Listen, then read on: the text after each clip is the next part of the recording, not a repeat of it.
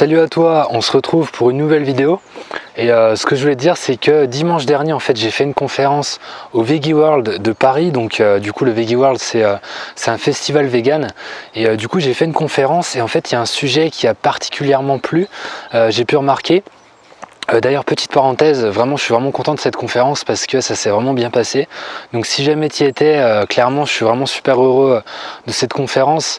C'est vraiment là où j'ai été le plus à l'aise parmi, j'ai pas fait encore beaucoup de conférences, j'en avais fait 3 avant. C'était ma 4e, mais là, clairement, j'étais vraiment super bien.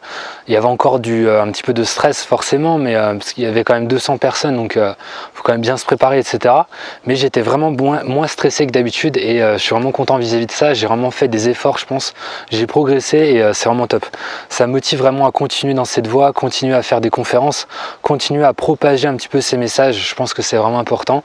Donc clairement, c'est vraiment quelque chose qui me booste et je vais essayer de continuer comme ça. Je vais essayer de faire pourquoi pas des conférences dans des salles de sport, peut-être vraiment viser un public un peu plus sportif, des salles de musculation, etc. Donc si jamais ça peut intéresser ta salle, tiens-moi au courant, dis-moi ça, on peut essayer d'organiser ça, ça peut être sympa. Et du coup, comme je te disais, donc il y a vraiment un sujet qui a intéressé pas mal de monde, c'est comment améliorer l'assimilation des protéines. C'est vraiment quelque chose qui a plu j'ai trouvé vraiment à pas mal de personnes. J'ai eu des retours là-dessus et c'est pour ça que je voulais vraiment faire cette vidéo aujourd'hui pour te donner des conseils plus précis là-dessus. Parce que ce que je vais faire, c'est que cette conférence, je vais la refaire à Genève ce week-end, samedi. Et du coup je vais la filmer, je vais essayer de la filmer et donc ce que je voulais dire c'est que là je vais donc tu vas pouvoir voir un petit peu tout ça dans cette conférence que je vais filmer, mais là je vais essayer d'aller vraiment plus en profondeur, te donner plus d'infos là-dessus sur cette meilleure assimilation des protéines. Comment est-ce qu'on peut faire ça, parce que c'est vraiment quelque chose d'important. Alors pourquoi est-ce que cette assimilation des protéines est importante et pourquoi est-ce que c'est important de mieux les assimiler? Tout simplement parce que tu vas arriver beaucoup plus facilement à tes objectifs sportifs, que ce soit la prise de masse musculaire, la perte de masse grasse, le gain en force, le gain en cardio, n'importe quoi, tout ça, tous tes objectifs sportifs sont liés aux protéines en fait, et du coup à leur bonne assimilation. C'est ça qui va être vraiment important. Et ce qui est intéressant, c'est que du coup tu vas mieux arriver à progresser, tu vas progresser beaucoup mieux avec la même quantité de nourriture. Donc du coup c'est un avantage déjà énorme au niveau du porte-monnaie. Je pense que tu comprends où je veux en venir. Clairement tu vas faire des économies parce que tu vas optimiser ton alimentation, et en plus de ça, ce qui va se passer, c'est que ça va être intéressant aussi d'un point de vue écologique. Ça va t'éviter de trop manger, donc c'est pas plus mal, je pense. C'est vraiment que des avantages. En fait, le problème majeur, c'est qu'on a trop vite tendance à se dire si j'arrive pas à prendre du muscle, si j'arrive pas à gagner en force, c'est parce que je consomme pas assez de protéines. Alors qu'on pourrait vraiment se dire à la place, si j'arrive pas à prendre du muscle, si j'arrive pas à gagner en force, c'est parce que j'assimile mal les protéines. Alors que c'est vraiment quelque chose qui compte, ça peut vraiment être à cause de ça. Du coup, ce qui va se passer, c'est qu'on va entrer dans un cercle vicieux, tout simplement parce qu'on va consommer plus de protéines. Et le problème, c'est que le cercle vicieux, en fait, je te disais, ce qui se passe, c'est que si tu consommes plus de protéines, tu vas diminuer l'assimilation des protéines, tout simplement parce que tu vas encrasser ton organisme, tu vas fatiguer ton organisme, tu vas diminuer la digestion. Plus tu consommes de protéines et plus la digestion va être compliquée. Donc du coup, tu vas diminuer encore plus l'assimilation des protéines. Donc c'est un vrai cercle vicieux qui peut se mettre en place. En clair, tu peux vraiment tomber dans un engrenage où tu te dis, je vais encore plus consommer de protéines parce que là, ça fonctionne pas. Et clairement, c'est encore une fois, ça peut être un cercle vicieux parce que voilà, plus tu en consommes et plus tu vas dégrader au contraire cette assimilation. Et du coup, c'est pour ça, je pense que c'est vraiment important de se concentrer sur l'assimilation des protéines, de faire en sorte d'augmenter cette assimilation des protéines. Si tu manges 100 grammes de protéines sur ta journée et que 80 grammes sont assimilés, ça veut donc dire... Ça arrive souvent quand je tourne dans la nature. Donc je disais, si tu manges 100 grammes de protéines végétales et que 80 grammes sont assimilés, ça veut donc dire que tu as une perte de 20 grammes. Je pense que tu as compris. Et du coup, ce qui se passe, c'est que si tu fais en sorte d'augmenter ton assimilation des protéines de manière à ce que sur 100 grammes de protéines, il y en a 90 qui est consommé, ça veut donc dire que tu as amélioré ton assimilation de 10%. Et 10%, c'est vraiment énorme. Bon, après, bien sûr, on ne peut pas le mesurer, on va pas vraiment pouvoir mesurer ça, mais je voulais simplement te faire réfléchir là-dessus. C'est vraiment évident en fait que c'est assez important du coup d'augmenter cette assimilation des protéines et même des autres nutriments. Du coup, ce qu'on va voir maintenant, c'est comment est-ce qu'on peut mettre ça en place. performance. Le premier conseil que je vais te donner, c'est évident mais c'est toujours bon de le rappeler, c'est d'avoir une qualité maximale dans tes assiettes. Pourquoi est-ce que c'est important? Tout simplement parce que les aliments fonctionnent de manière synergique, les aliments fonctionnent ensemble. Du coup, quand tu as une assiette qualitative, quand tu as une assiette riche et variée, chacun des aliments va plus ou moins participer à la bonne assimilation et métabolisation des protéines que tu consommes. Les aliments fonctionnent ensemble, ils s'entraident un peu comme une équipe si tu veux. Et c'est pour ça que c'est important d'avoir une qualité maximale dans tes assiettes, de consommer un maximum d'aliments frais, entiers, non transformés et si possible bio. Et il y a un double avantage à manger bio. Pourquoi? Déjà parce que la concentration en micronutriments est plus élevée.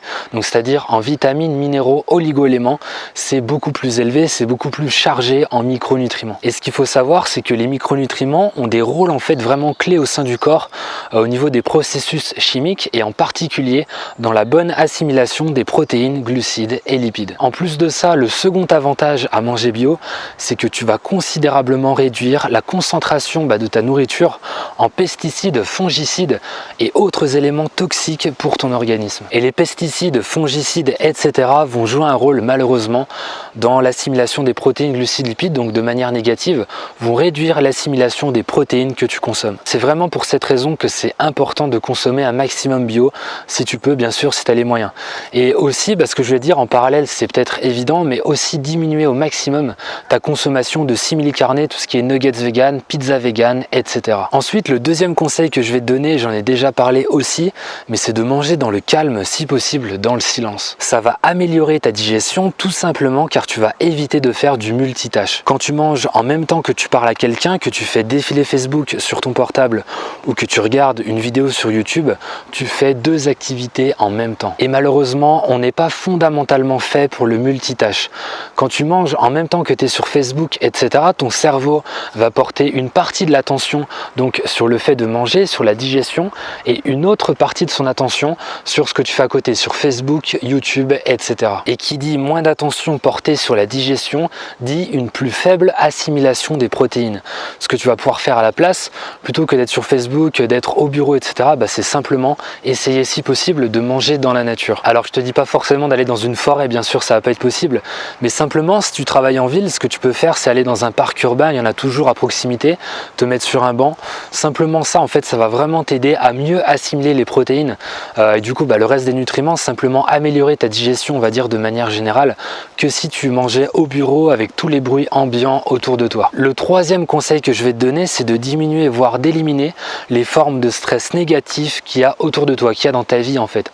Tout ce qui va être par exemple fatigue, anxiété, discussion avec des personnes qui te stressent, tout ça, essayer de le diminuer au maximum, voire même, encore une fois comme je te disais, de l'éliminer, tout simplement parce que ça va diminuer ta production de suc gastrique. Le suc gastrique, c'est un liquide qui est produit par les glandes de la paroi de l'intestin et qui va produire principalement de l'acide chlorhydrique et des enzymes qui participent à la digestion comme la pepsine. Donc évite le plus possible tout ce qui va te stresser de manière négative. Alors attention, le stress en soi, c'est pas forcément quelque chose de négatif.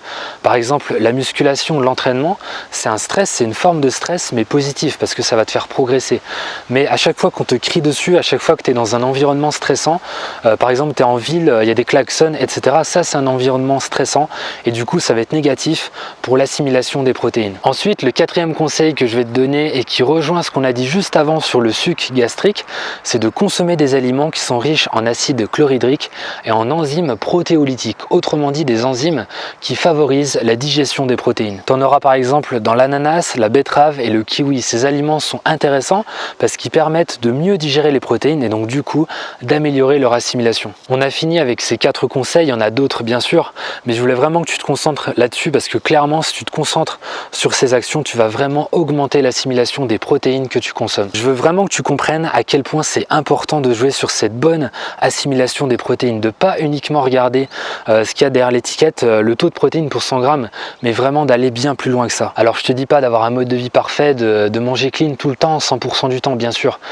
clairement il faut se faire plaisir, mais simplement je voulais vraiment te donner des actions qui sont simples et qui peuvent faire la différence, qui peuvent vraiment t'aider à mieux assimiler les protéines et du coup à atteindre plus facilement tes objectifs sportifs. C'est vraiment capital de bien assimiler les protéines, que ce soit pour la prise de masse musculaire, la perte de masse grasse, le gain en force, peu importe ton objectif, c'est quelque chose d'important et c'est pour ça en fait, c'est pour cette raison que du coup l'assimilation des protéines, ça va constituer un module entier de la formation, le programme, même plutôt formation que je vais lancer dans quelques semaines sur la prise de masse vegan. Il y aura des conseils et des recettes, c'est évident, mais qui seront beaucoup plus poussés que ce que je t'ai dit dans cette vidéo.